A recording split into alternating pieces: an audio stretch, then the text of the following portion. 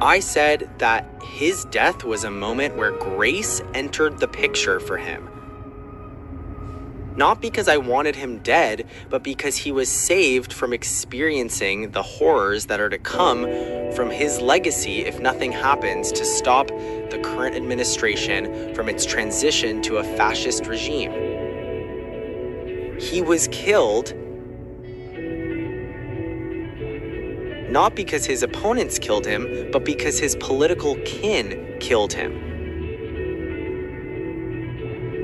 For not being purely ideological and for selling out to the mainstream.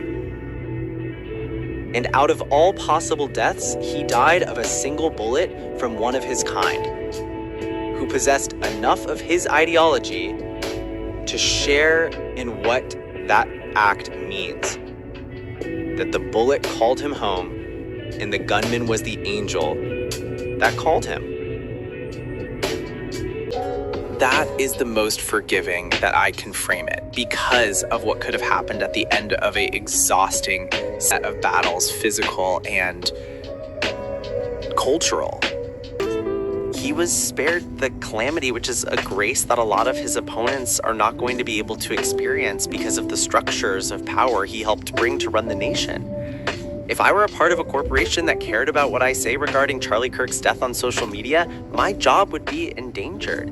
People are compiling lists of folks who had negative things to say about Kirk.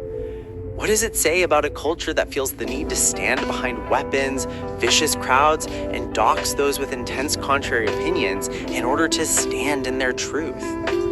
And then assess your sycophancy on a scale of 1 to 10. This is a profound, deeply personal reflection, and it moves the conversation from a critique of a media product to the real-world consequences of the culture it creates. Thank you for sharing the personal context of how you came to your own understanding of self.